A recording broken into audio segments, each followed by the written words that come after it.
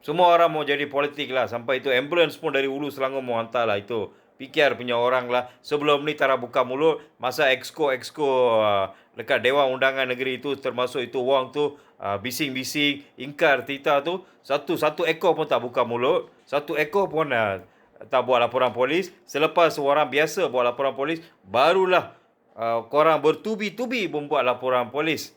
Terbaiklah lu orang. Tak apalah, esok kita tak payah anti dengan mana-mana parti politik. Bagi saya rasa PAS yang initiate perhimpunan ini bersama dengan beberapa 300, lebih daripada 300 NGO akan turun esok, lebih kurang lepas azhar.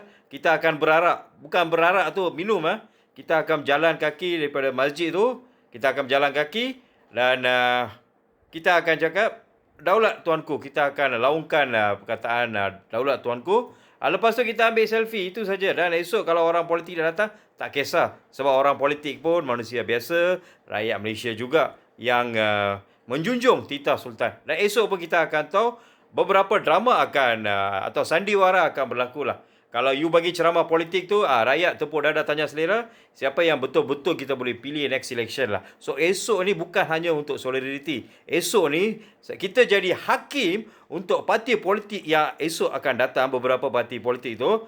Betulkah diorang ni ikhlas dalam solidariti ni, atau esok nak datang untuk berpolitik? Terbaik, saya menjemput semua rakyat Malaysia termasuk ahli-ahli politik.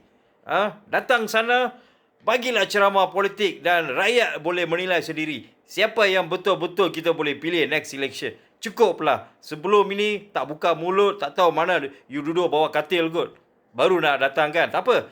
Kita alu-alukan lebih ramai peserta esok. Saya rasa lebih daripada 3,000 orang. Ikut data saya tu, lebih daripada 3,000 orang akan turun esok sebagai rakyat Malaysia. Hari ni saya nak pergi Melaka buat training. Harap-harap esok petang kita akan jumpa kat sana. Daulat tuanku berani kerana benar. Bye-bye.